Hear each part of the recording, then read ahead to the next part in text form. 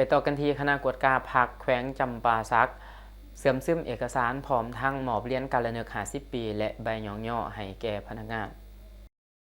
วันที่21กรกฎาคมนี้คณะกวดกาภาครัฐแขวงจำปาสักเสื่อมซึมเอกสารประดับเรียนการละเนิก50 ปีและหมอบใบหยองย่อให้พนักงานรัฐกรที่มีผลงานดีเด่นบั่นกะเกียมกองประชุมใหญ่สำคัญของภาคอยู่แขวงในปี2024ที่ผ่านมากองประชุมได้จัดขึ้นอยู่ห้องประชุมคณะกวดกาภาคแขวงโดยการเป็นประธานของทานบุญคงพันวงศาคณะประจำภาคแขวงประธานกวดกาภาคแขวงมีทานไสยกรหลาดสินสงวนห้องหัวหน้าคณะจัดตั้งแขวงพร้อมด้วยคณะภาคคณะกวดกาภาคแขวงมีพนักงานอาวุโสบำนาญสมาชิกภาคและพนักงานราชการภายในคณะกวดกาภาคแขวงเขาร่วมในกองประชุมได้ผ่านเอกสารจะตั้งปฏิบัติตามมติกองประชุมรัฐบาลสมัยสามัญเลขที่629ทับหวขประจำเดือนพฤษภาคมปี2026ผ่านเอกสารแผนพัฒนาเวียกงานกวดกาของคณะกวดกาภาคแขวงแต่ปี2026หาปี2030พร้อมนี้ก็ได้ผ่านรัฐดำรัสของประธานประเทศเลขที่321ทับปปทลงวันที่1ธันวาคมปี2025ว่าด้วยการประดับเหรียญการละเนิก50 ปีวันสถาปนาสาธารณรัฐประชาธิปไตยประชาชนลาวให้แก่พนักงานราชการทั้งประจำการและพนักงานบำนาญนักธุรกิจผู้ประกอบการภายในแขวงรวมทั้งหมด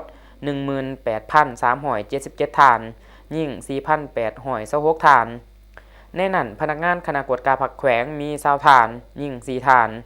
พนักงานยกย้าย2 ฐานพนักงานบำนาญ9 ฐานที่มีผลงานคุณงามความดีผลเด่นในภารกิจปกปักรักษาและสร้างสรรค์พัฒนาประเทศชาติในระยะ50 ปีที่ผ่านมาในกองประชุมยังได้ผ่านข้อตกลงของคณะกรรมการปกครองแขวงเลขที่351ทับข้อปขจสว่าด้วยการอนุมัติใบหยองย่อขันแขวงให้พนักงานราชการองค์การกวดการรัฐแขวงที่มีผลงานดีเด่นในบั่นกะเกียมกองประชุมใหญ่3ขันของภาคอยู่แขวงจำปาสักในปี2024ที่ผ่านมาจำนวน45 ฐานยิ่ง15 ฐานผ่านข้อตกลงของประธานคณะกวดการภาคแขวงเลขที่135ทับข้อกพขจสว่าด้วยการอนุมัติใบหยองย่อขันกลมกอง1 ฐาน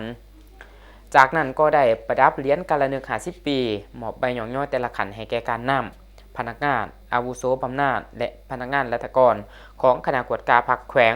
ให้เกียรติประดับเหรียญโดยทานบุญคงพันวงศาคณะประจำภาคแขวงประธานคณะกวดการภาคแขวงทั้งนี้ก็เพื่อระลึกถึงผลงานคุณงามความดีและการเสียสละอันยิ่งใหญ่ของพนักงานราชการเว้าร่วมเว้าเฉพาะแมนบรรดานักรบปฏิวัติวีรชนสมาชิกพรรคพนักงานตลอดฮอดประชาชนลาวบรรดาเผ่าที่ได้อุทิศชีวิตเลือดเนื้อให้แก่ภารกิจต่อสู้กู้ชาติอย่างพิละอาถรรพ์